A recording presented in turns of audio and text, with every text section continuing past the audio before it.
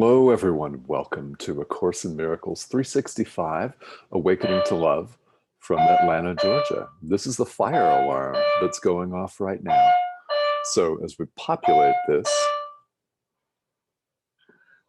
May I have your attention, please? May I have this is your live. attention, please? This concludes our test on the fire life safety system. Please respond to any emergency from here on. May I have your attention, please? May I have your attention, please?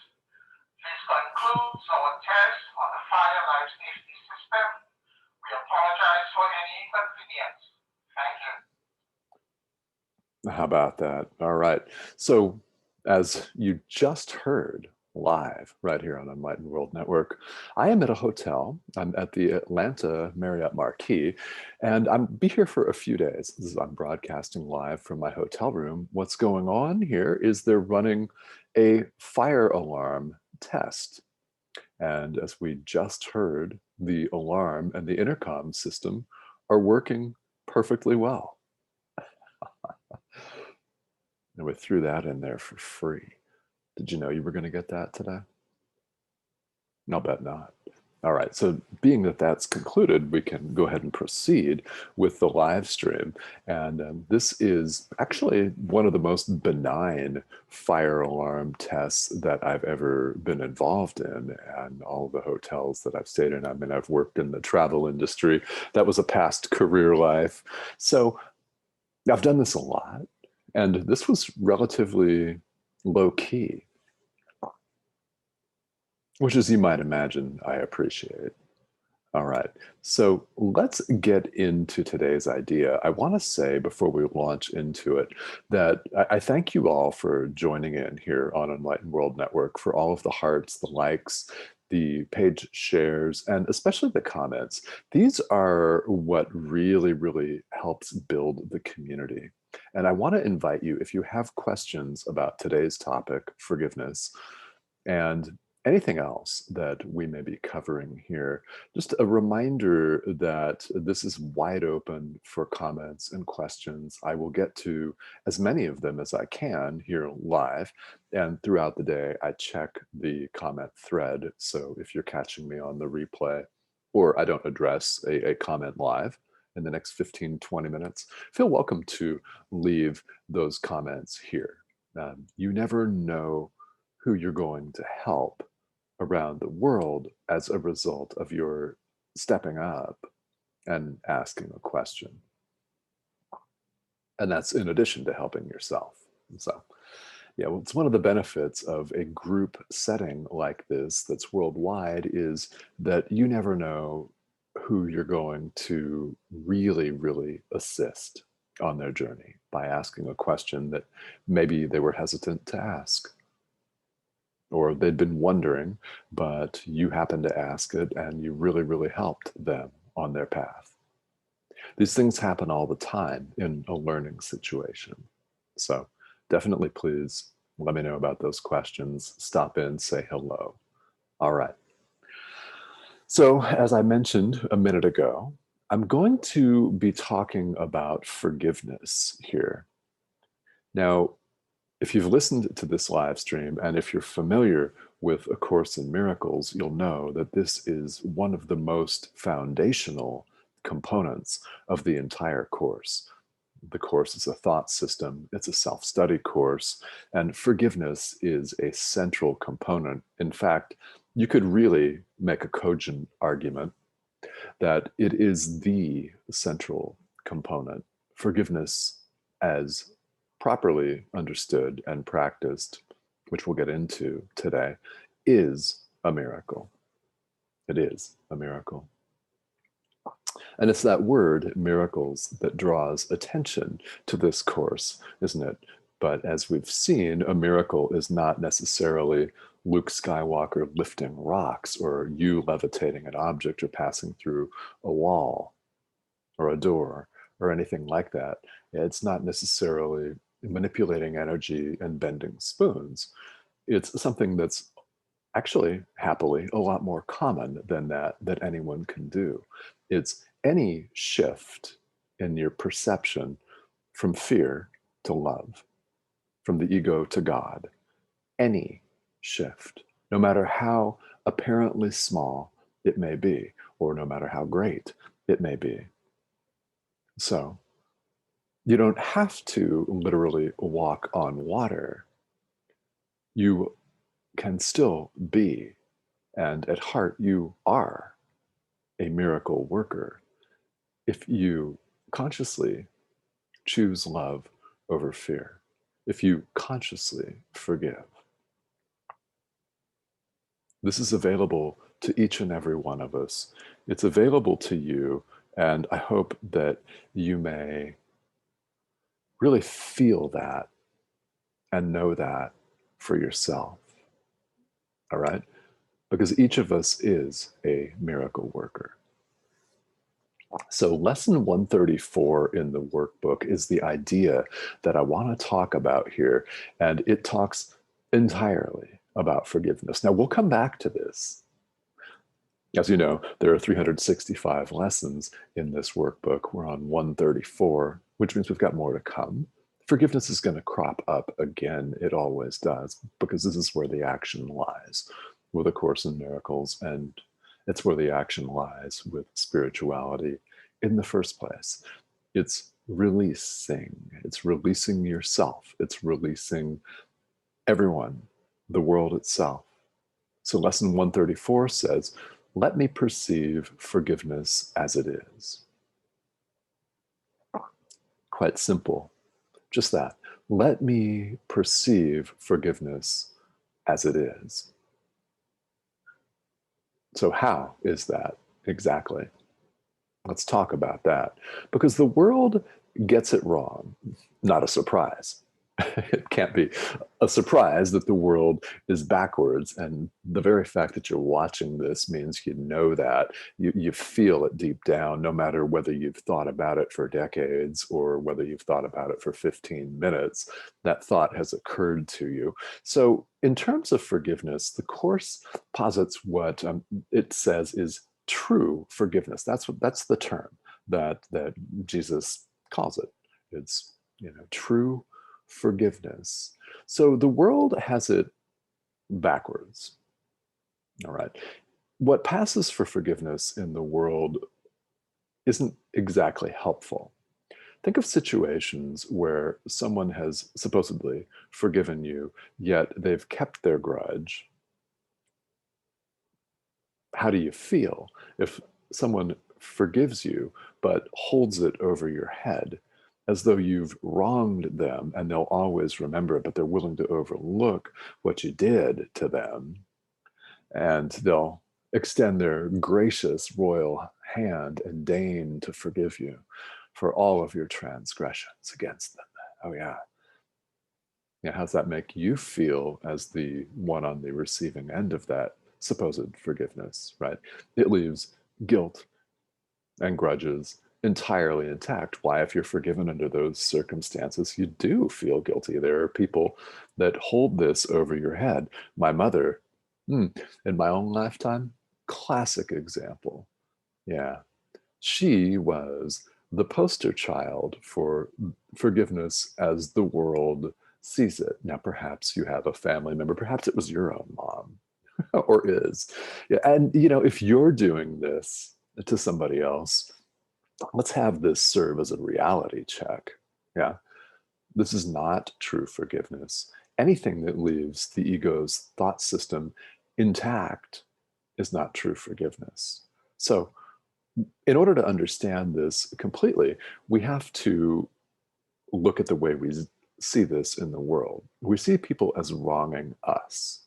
Now, let's use another example. Let's use a prominent, unnamed politician. All right. So while we're not talking politics on this show, of course, I like to use these people, men and women, politicians, doesn't matter who you plug into what I'm about to say, because anyone will do. They're polarizing examples. They're examples of me, of worldly power grabbing and hunger. Yeah. They're the ego's thought system on a plate. on a giant golden silver platter for us to observe and learn from, are they not? Yes, yes, they are. So let's say an unnamed politician causes several laws to be passed, causes several judges to be seated that undo, say, decades or a century's worth of civil rights legislation in your country. Again, I'm not naming any names. Anyone will do because this is an international audience. So let's say that their decisions and their actions wind up harming you, along with many, many other people. Let's say they harm you. We're prone to hold a grudge against that person. We're prone to condemn and damn that person to a fiery hell, right, with no going back. That we hold that bitterness in our hearts here in the world. What if we were to let that go? Not stop the bitterness from coming up. Granted, we're not saying that. It's a feeling and it just comes up. So, what if we release it? Then how much better will you feel knowing you're not harboring that grudge? Right? It's a very practical application. When you forgive, you benefit yourself immensely. Now, what are you doing when you're forgiving? Well, you're not excusing this person's behavior or their beliefs, which you don't have to agree with. Yeah, there's no way in the world that you ever have to agree with them. So we're not saying that, and I will not let you use that as an excuse not to forgive. Now, if you do it, I won't know, of course, but because I've got your attention and the floor, I'm saying, don't do that. Okay? But because you hurt yourself and you don't release the other person. All right? What we're doing is, the Course puts it in this way, we're making sin real. We're making everything that goes on in this world real. Now, here's where the Course's metaphysics come in and where the last couple of lessons come in if you're following sequentially through the workbook, which is highly recommended. It really helps you to gain an understanding of where we're going with this. And there is no world. We saw that a couple of days ago. So what we have done is our minds are so powerful, we have dreamed this all. All right. So under this thought system, which I encourage you to adopt as much as you can today, and then as much as you can tomorrow, and the next day, and the next day, and the next day, understanding that it takes time, and that is what time is for. What we do here is it's a fundamental change in seeing the way things operate. Rather than forgive somebody for what they've done, we look at the world in this way as not our reality, our true reality, as a dream. And A Course in Miracles is not the only spiritual tradition to characterize that as such. Buddhism does this extensively, all right? They're not alone in world spirituality in characterizing everything that we see, do, feel, hear, and experience in this world as an illusion. So what we mean by this is our reality is other than this. Therefore, when we practice true forgiveness, we're forgiving not what someone did to us, which makes it real to us. We're forgiving what they didn't do. The Course has us in lesson 134 ask ourselves, would I accuse myself of doing this? Let's use the politician, for example. Would I accuse myself of condemning people? Would I accuse myself? Would I condemn myself of stripping people of their civil rights? Would I accuse myself of blatant corruption and siphoning off funds for much needed programs to enrich myself and build another hotel in the tropics? Would I accuse myself of cruelty and mean-heartedness? Would you? Now, if you answer no, and I hope that you would, yeah, that's what happens when we accuse someone else in this world. Because there is ultimately no world, we are one. We are spirit. Oneness means there's no separation of any kind. So when we condemn somebody, who are we condemning? Ourselves. Right? True forgiveness is practiced with the mindset here in A Course in Miracles, where we overlook what people did not do. They didn't do any of this. And we're having quite the contrary experience here in the world, aren't we? That's why these ideas can seem rather radical, rather out of place, rather shocking, and deeply resonant all at the same time. You knew I was going to throw in that deeply resonant component, yeah? Because these are things that we know deep down to be true. Now, the presentation of the concept in whatever form it takes, doesn't matter who's teaching this. This is straight out of the Course itself. They can be shocking ideas, and it can take time for us to adopt them. Now, I will say that that is what time is for. I said it a couple of minutes ago. According to A Course in Miracles, the purpose of time is for us to wake up. It's for us to practice a miracle mindedness so we can forgive. True forgiveness is a miracle. It correctly perceives everything, perceives the world as an illusion, a dream, where we're having certain experiences, other people are having certain experiences. When we forgive, we're not condoning someone's behavior. Again, this is very important. Forgiveness doesn't mean that it's okay, Mr. Crooked Politician or Madam Crooked Politician, who has really, really messed up, insert a different verb, the lives of millions and millions of people and made things difficult for them. We're not saying your behavior is acceptable. What we're saying is we look past all of this. You may not continue your behavior. Now, you may put up some very, very necessary, healthy boundaries, but you can still forgive. So I won't dwell on this story, but I've mentioned it before on the live stream. My mother, whom I mentioned earlier here, was a hardcore abusive alcoholic. Now, she passed away 5 years ago.